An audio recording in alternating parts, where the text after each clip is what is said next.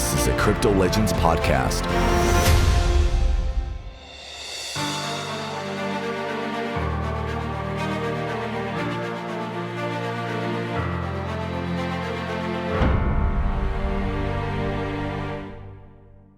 Following the success of our Crypto Legends live panel, which you can check out here, we've switched up season 2 with amazing panel discussions, getting the most significant insights from a diverse range of leaders on everything relevant in the world of Web 2.5 and Web 3.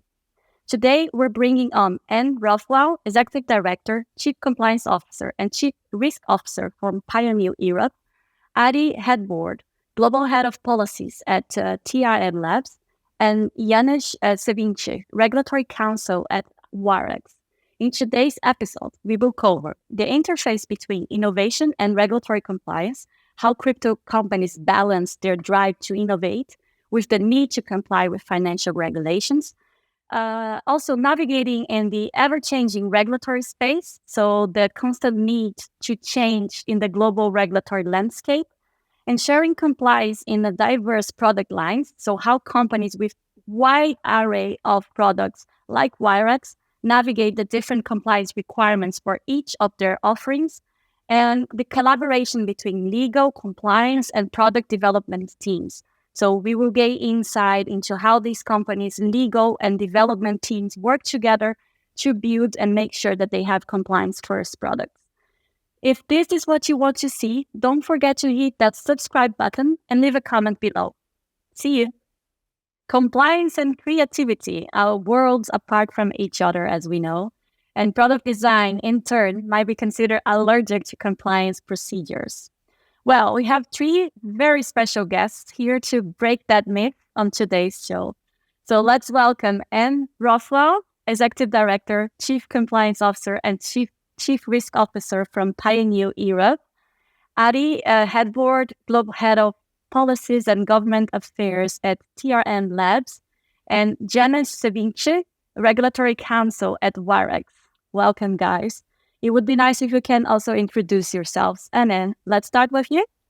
Okay. Thank you, Paula. And thank you for inviting me to this Crypto Legends panel discussion today. And it's great to meet you, Ari and Janner, as well. My name is Anne Rothwell. I'm based in a place called Castlecomer in the southeast county of Kilkenny in Ireland. I'm the Chief Compliance Officer, Chief Risk Officer, Executive Director, and also the AML CFT Officer for Pionew in Europe. I'm a licentiate of the Compliance Institute, a member of the Institute of Bankers, and a member of the Institute of Directors here in Ireland as well.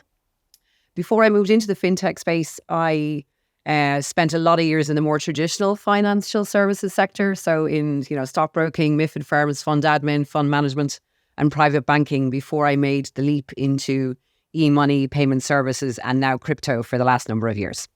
Great to be here, Paula. Amazing CV as well. Thank you so much. Ari, next. Paula, thank you again so much for having me. And what a really wonderful panel. You had me at Crypto Legends. I was like, yes, of course I'm going to do this. That's just such a cool.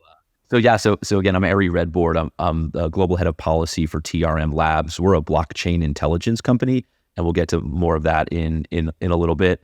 Prior to joining TRM, I was a federal prosecutor for the U.S. Department of Justice for about 11 years.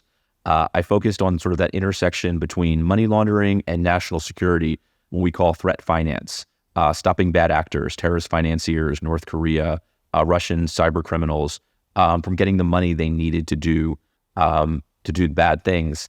After DOJ, I spent about 2 years at the U.S. Treasury Department as a senior advisor to the Undersecretary for Terrorism and Financial Intelligence, which is only in the U.S. government kind of title. But essentially, we worked with OFAC, which is the sanctions regulator, and FinCEN, which is our financial intelligence unit, to again stop illicit actors from funding their malign activities. So I've been at TRM for about 3 years, and excited to join this panel. Amazing. Thank you so much. An amazing CV as well. So nice to see that we're all aligned in this fight against financial crime. So that's amazing. Thanks so much. So Janesh, please, you. Last but not least. Yes. And again, thank you for having me for this, great event. And I'm Jana, and I also follow the similar road. I started my career as a transactional lawyer in traditional finance. I was a maritime finance lawyer, then switched into e-money and payments fintech around 4 or 5 years ago, and recently joined Wirex as regulatory counsel, which I am responsible from global compliance with the regulatory developments and also making sure that products and our services align with the regulatory requirements where we are active. And it's also quite challenging role, but I am glad that I am able to connect my personal interest, crypto, into my professional life. And happy to be here. And we are happy you're here. Thank you so much for this. Well, so let's start with our questions if you guys are ready for it. So, Anna, I will start with you. So, as we know, Pionew is globally renowned for its crypto trading boats. So, how does Pionew boats conform to the worldwide complex regulatory frameworks from your experience? From my experience. So I should explain. So Pionew Ireland, we're a baby in the crypto world in that I joined the firm last August. It was only incorporated last July. And we actually only obtained our VASP license from the Central Bank of Ireland last week. So it took... Congratulations. We're going to be working closely together, Paul, over the next few months. Absolutely. So we only got our license, literally last week. So we're building, I guess, our platform and our trading bots at the moment. Our sister entity in Singapore is responsible for the development of our bots. So they've currently built about 16 bots. We have one active exchange in the US today, Pinex.us, and there are 11 bots available for trading on that exchange. We will more than likely do the same in Europe. So we will have a very similar exchange and we'll probably start with the same 11 bots, but more will be developed over time. We're fortunate in that today there are no rules or laws that limit the use of trading algorithms or our bots. But of course, we will keep an eye on that. I think now with the introduction of MiCA and when we get the level 2 and 3 text that will give us more, specific detail, I'm hoping there'll be something in there about product design and distribution, which will, help us create or work under a framework that's documented and clearly acceptable to our European regulators. Absolutely, especially in the guidelines, right? I'm not sure if in the framework per se, they will include that such specific details, but I'm sure that we will have some nice guidelines to follow. We're hoping another framework that is out there, and even though it's not specific to the crypto space, but the EBA did issue some guidelines a number of years ago on product development and governance arrangements for retail banking sector. So if you look towards that framework, you can definitely borrow some good controls and processes. And it is all about oversight and having your legal compliance and risk people involved in the product design from the beginning. No point. That's the key. Yeah, from the beginning. We have to be there at the beginning, and we can help. We can be innovative in our own ways. People sometimes do think that legal and compliance are, the barriers to the business or slow things down. But if they didn't have it, then there wouldn't be a business either. We have to keep people within the lines as much as we can. And of course, I also think education is key, both for our developers, our engineers, our product people, but also our customers and our regulators, and I think we in the crypto space have to do so much educating for everyone, so that we're always learning and sharing that knowledge with everybody. So everybody does understand the rules and understands why things have to work a certain way. Or, you mentioned, Ari, bad actors from Russia and North Korea. We're all working towards the one goal, we would hope, and we're all trying to keep out the bad actors. So we should be sharing knowledge and educating, which I think will only help this crypto space and help form the regulations around the world so that people aren't afraid, in our case, of the bots, that this is what they do, this is how they work, and these are the assets that they work with. So there'll be a lot of education from our platform. 100%, including sharing this knowledge with regulators. Absolutely. Yeah. Vital. Yeah. Exactly. Ari, one from you. So from TRM Labs perspective, how important is compliance in the crypto space? Like very generic and open, but very important question. Yeah, no, it's absolutely essential, right? For so many reasons. As a former national security prosecutor, I look at these really sort of big, what I call these sort of existential threats, right? Terrorist financing, We put out an illicit finance ecosystem report a couple of weeks ago that sort of delved into some of these threats. We're seeing more terrorist financing on different chains, non-Bitcoin. We're seeing hacks at really unprecedented speed and scale. In 2022, we saw 3.7 billion in hacks against the crypto ecosystem, right? And those are national security threats, global threats, because over 1 billion of that is attributed to North Korea, right? Which is using those funds to fund weapons proliferation and destabilizing activity. So on the one hand, you have these sort of global threats, right? But on the other hand, if you believe in this ecosystem, like the four of us do, no one is going to engage with it if you believe that your funds are going to be stolen or hacked or fraud is going to be rampant in this space. So that's why, like what Anne was describing a moment ago, I mean, she's on the front lines of stopping bad actors from engaging with these platforms. So it is absolutely essential. So and at TRM, we've built a tool, software, right, that helps compliance officers like Anne ensure that her platforms are not transacting with sanctioned actors or terrorist financiers or darknet markets, right?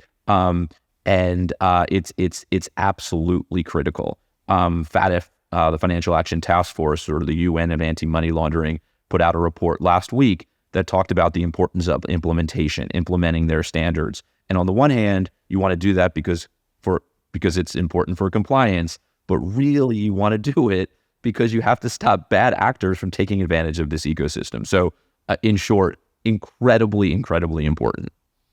Absolutely. And we need to comply because, of course, it's the law that we need to comply with, but there's a purpose behind it, right? So we always need to remember this purpose and why are we doing this? Yeah, whenever I talk to compliance professionals, and honestly, they're the tip of the spear here, I always talk about the threats because it's so easy just to kind of get bogged down in what the rules tell you have to do. And it's so important to understand that there are very real threats out there. And these are the rules that kind of hopefully mitigate the risk of some of those threats. Absolutely. And if I may add on this, a lot of people say that crypto is used for illegal activities and for criminals. But actually, I would say that crypto is used as much as other financial activities are. But the difference is we can track way better the activities that these bad criminals are doing, when in fact the other financial products, we cannot see all the details and all the data available. Absolutely. When I was a prosecutor, we used to investigate cases of shell companies and networks of hawalas and high value art and real estate. There was no TRM to trace and track the flow of those funds, right? We now have more visibility in this new financial system where, bad actors can move money faster and in larger amounts than ever before, but we can see it. We can trace it. We can potentially seize it. So it's an interesting paradox, but I think I come definitely down on where you did, Paula, and that is we can build a safer financial system in this space. Absolutely. Thank you so much for that.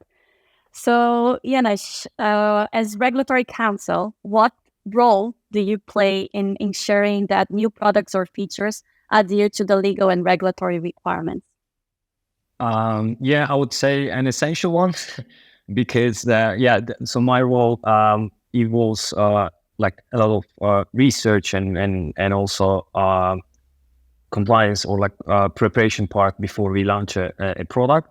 And we have to make sure that regulatory compliance rules or like conduct rules are in place. We also make sure that AML requirements are in place before we launch a product. And also we have to make geographical assessments differently as Wirex is a global company working in multiple jurisdictions. So we have to break it down to what requirements, how they are in place, when we roll the product, how they will be in place when we continue making this product available. And also we have to make sure that the local rules, if they differ from our global policy, how they're being followed in every product. So of course it is not just like a one-man job, and I would be very glad if I could do that all alone, but I don't think that anyone in the world can. So we work with absolutely brilliant compliance officers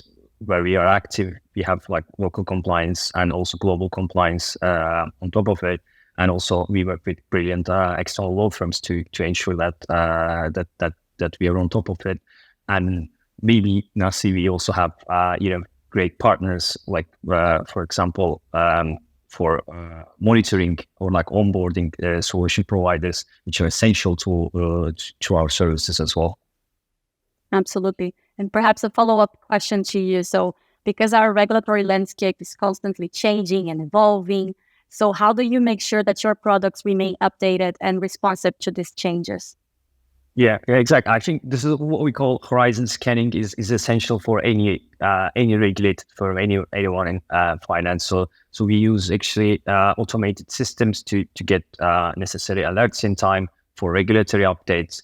I know, for example, Ari has been a great source, even from his personal LinkedIn. He's not really shy of sharing developments. I think this all creates a kind of a source for you to track down what are the updates. And when we have the updated regulatory framework, we constantly change our risk assessments, both from product and also from generalist perspective for all Wirex or business activities, because and then we break it down to the projects with responsible and action point of view, how we can achieve that. Because it's usually not the legal or compliance that actually needs to do that. It could be product, it could be marketing, it could be PR. Even when there is a change in the for example risk notifications, even PR and marketing could get into the trouble. So I think it's important to get alerted early, make necessary risk assessments, and make it a project. So when I think in my experience, I've seen some firms like doing right assessments, but not creating them into project on time and not implementing on time. And this also can cause a big problem, I guess. What we start is the first step, but I think to go to the A to B, I think it's going to be like a firm-wide project anyway. Couldn't agree more, because there's like if there's no project for implementation, basically you're not complying with what needs to be compliant, right? Yeah, exactly. And it's like when you're in a math exam, you make all this everything right, but you can't get to the right answer, and then you get a 0 point. Kind of useless. Yeah. Absolutely. And maybe your thoughts on how best Pionew make sure that the product remains up to date with these changes in the regulatory environment. Yeah, I mean, as you know, we're starting off, so it's our product, I guess, is the bots. It's more the assets in our space that we need to make sure that they comply with the different regimes for where I'm working, which is in the EMEA region, but currently just the EU. So, even within our 27, 28 member states, different regulators have different views on whether it's an asset or a token or an NFT or whatever. So, but now that we have MiCA, we can look more towards that, where we have clear definitions. And I think as long as we, keep working towards MiCA, obviously it is enacted, but once we get the applications for authorization under MiCA, it'll be easier to have those listings policy and really dictate to the product teams that, look, there's the rules. They're written in black and white. I'm just here to share them with you. But I am going to come along in a couple of months and make sure that they are still within those rules. And I will obviously report both compliance and non-compliance to our boards and ultimately to our regulators, because we're legally obliged to do that once we're authorized under MiCA. But I think it's great that we're fortunate in the EU that we do have MiCA, because I think now we have a regulatory framework that we can all look to, and it kind of levels the playing field. So if you don't get authorized under MiCA by, we say, the end of 2025, probably by the time everyone's going to come under the net, you're not going to be operating in the EU. So I think it's really good that we have this framework now. And I will use it a lot, even when we're building our platform and our bots and our controls and processes. And it's like, look, guys, this is coming in next year. We're going to be seeking authorization under MiCA. We should be doing it now. There's no point waiting for it to actually come in and get regulated, because we're going to be describing all of this work to our regulator anyway.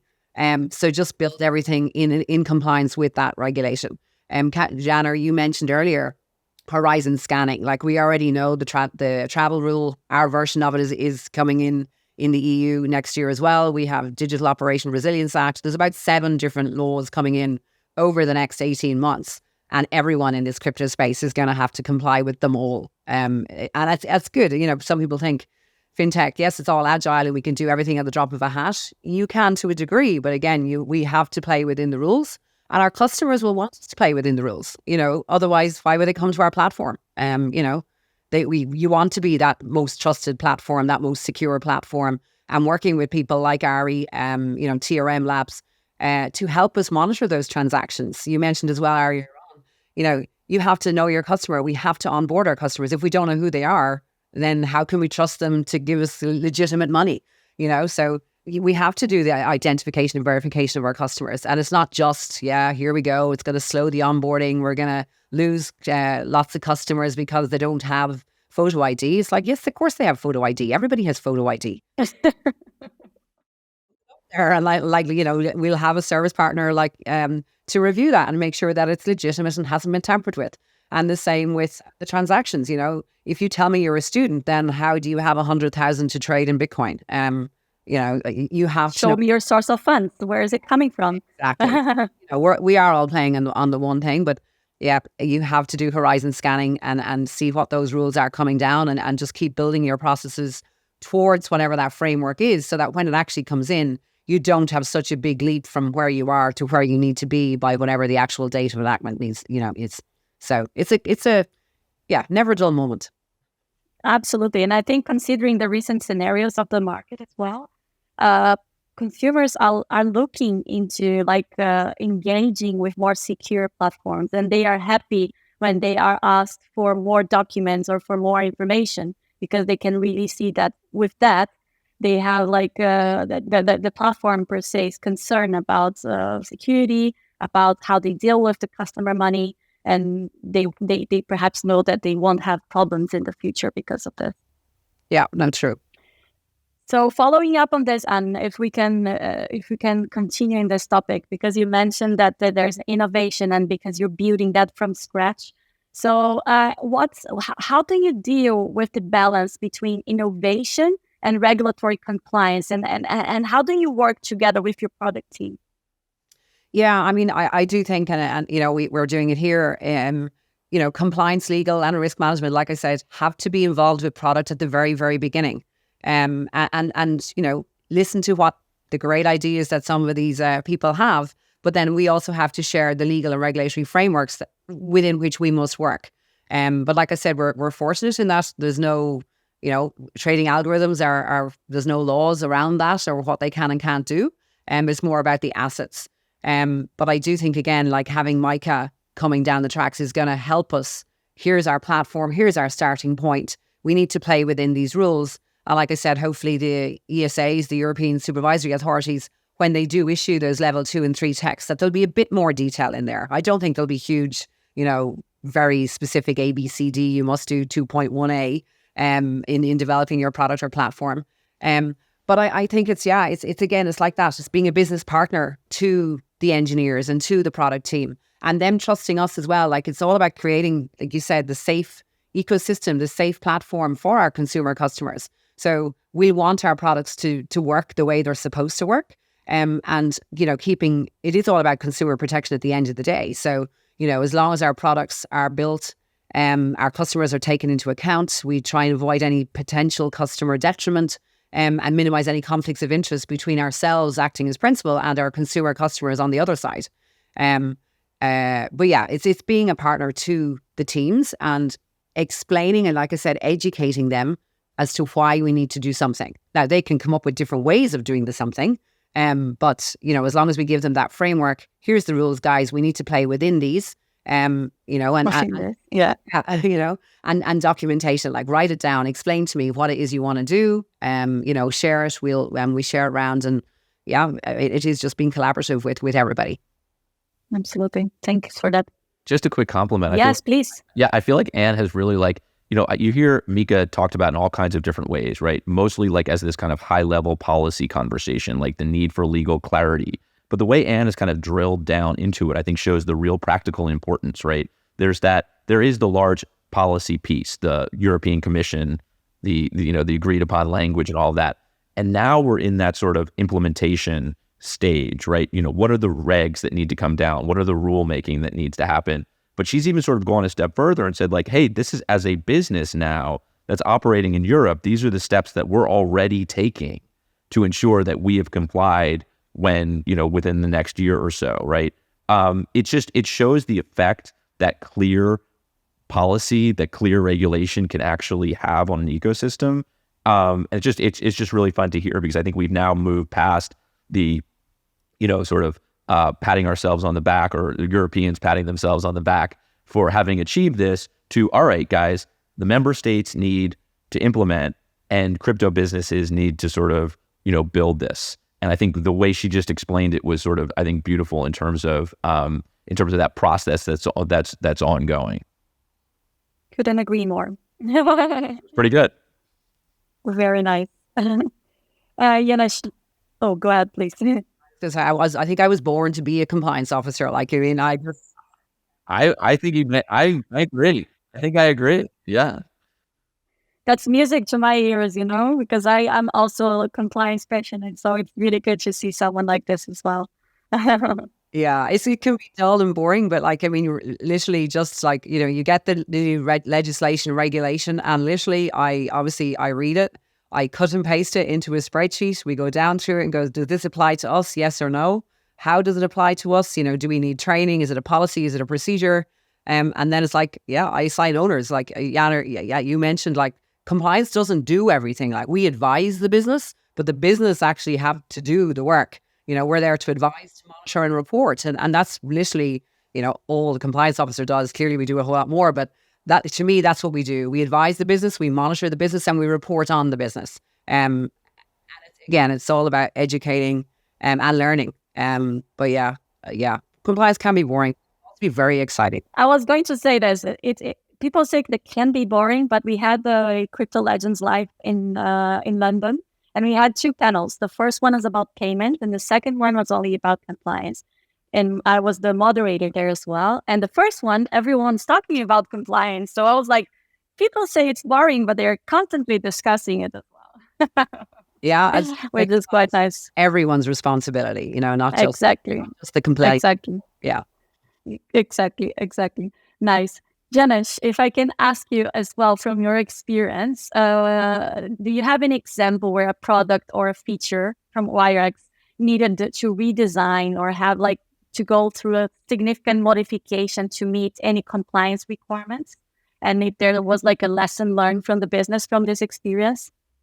Oh yeah, absolutely. I think Anne touched very well that legal compliance, they need to be involved to product making from the first instance, because sometimes product team comes to you, we have the great idea, development is completed, and we have this global product, and then you need to be the person saying that, hey, is it a global product? So how do we comply with all regulations? And in day one, there is no problem. That's a great product working worldwide, because all the words same, but we don't have the same definition of security worldwide. We don't have the same risk disclosure requirements in the same place. And sometimes you need to make certain information available to the customers in advance, get their consent where required, and this all changes the product itself materially.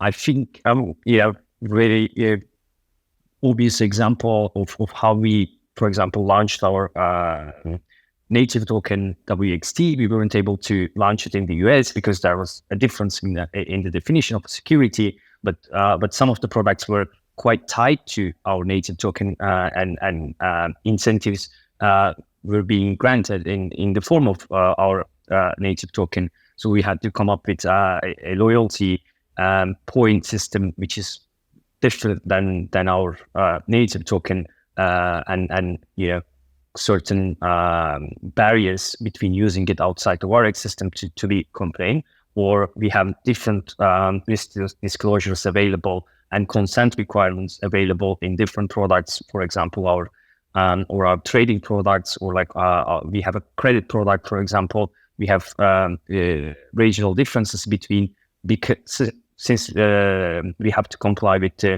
certain requirements in different areas. So working in a global sense, Wirex is working in US, UK, EEA, Singapore, APAC, and Australia. So we have to look at the regional requirements very closely to make sure that we comply with them. And that's why we can't make all products actually available on all jurisdictions, because although business wants us to do, and it's so easy to them, this is just something that we need to say, hey, stop there. There's no one size fits all, right? Because it's just not exactly possible. Yeah, exactly. I want everyone to make my rollout products globally and make everyone happy. But I think with the experience, you learn how to look at products differently and try to get more creative with how to say yes. But if there is no way, then it's no way. That's like the end of the discussion from compliance perspective. Absolutely, couldn't agree more. Maybe changing a little bit the subject, Ari. So TRM Labs plays a very critical role in the policy and government affairs in the crypto space in general. So can you discuss how your work assists crypto companies in navigating regulatory challenges as well and meeting applicable legal requirements? Sure, absolutely. And really, the answer is pretty simple, is that we build our tool to do that, right? We also need to be out there kind of understanding what are particularly the anti-money laundering requirements that a business faces, and we've built a tool to allow to sort of help with that. But just sort of backing up a moment, we essentially work with three main verticals. We work with law enforcement globally, and they're using our software to track and trace the flow of funds to build investigations. They are following the money from a hack or a ransom payment, and they're building a case against that cyber criminal. We then work with regulators globally. So European regulators are needing to understand what is the ecosystem. What are the risks in our regulated ecosystem, and they need to understand sort of what are the CASPs now that are looking for licensing that they have to supervise. And our tool allows for that. And then finally, to your question, we work with crypto businesses across the spectrum, from large exchanges to DeFi protocols to NFT marketplaces. And for them, we are monitoring transactions, we're screening wallets to ensure that they're not engaging with illicit actors. And I think to your product question, we're thinking differently, but the same, right? How do we make sure that we're always innovating to solve the new problems that our clients are having? For example, in 2016, we lived in a Bitcoin-only world. Bitcoin was synonymous with cryptocurrency. You said Bitcoin, you meant crypto. You said crypto, you meant Bitcoin. Today, that is totally flipped.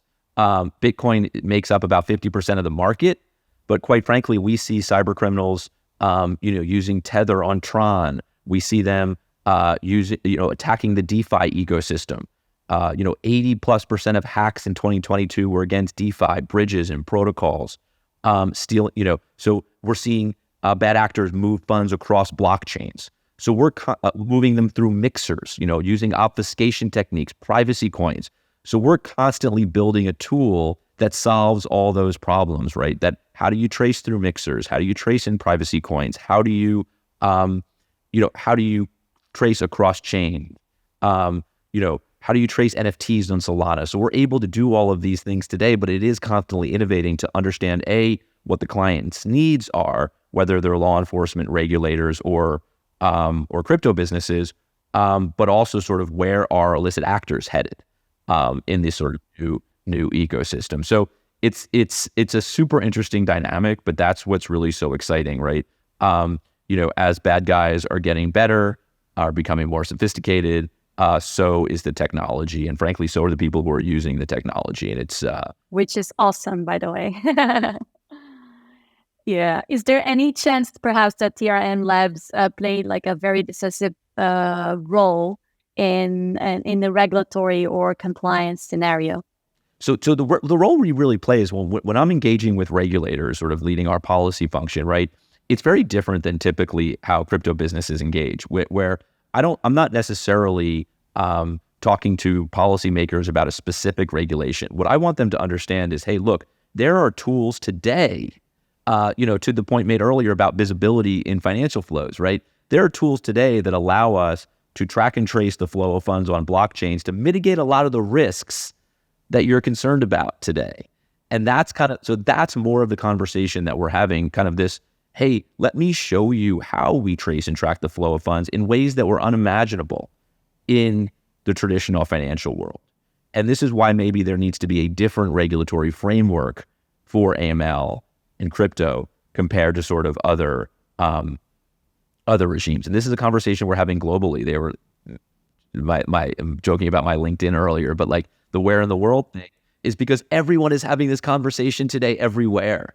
And we want to make sure that regulators really understand the tools that that compliance professionals have access to. And also, we, like as compliance professionals, also need to understand how those tools are working, right? Like the technology. So then we can also use the tool at its best, really making sure that we can like use the best way.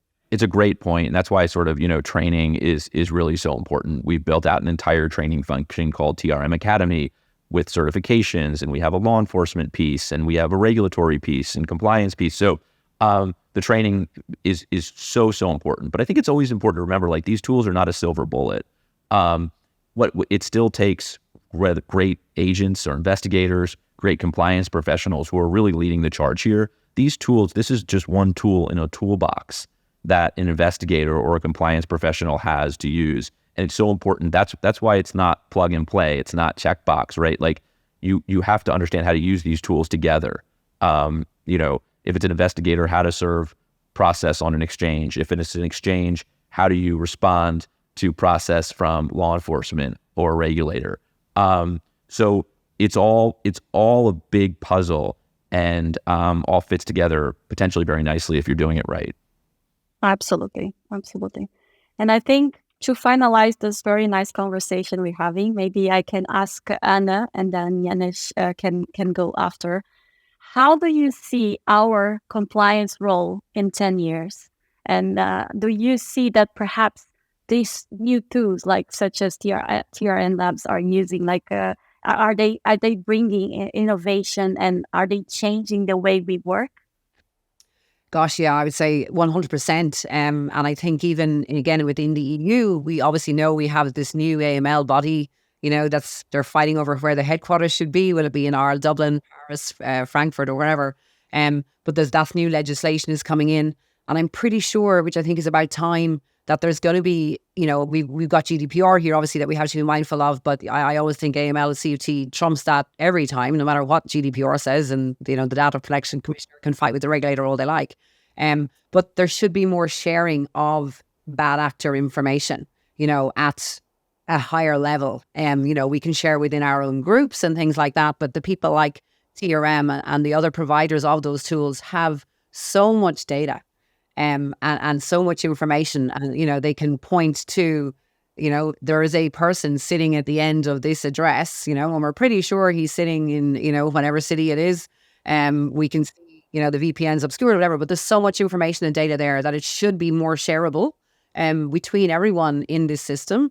And then it will be, easier perhaps to just block them. You mentioned privacy coins there earlier. Like, our regulator has told us we cannot list privacy coins on our platform if we cannot monitor the transactions associated with those coins. We just can't list them, and they told us that as a condition of our registration. So, there's just going to be no privacy coins on our platform until such time as there is, companies like TRM who can help us monitor. And again, we have to see what our consumers want. Why do they want a privacy coin? Is it for legitimate purposes? If it's all good, then why?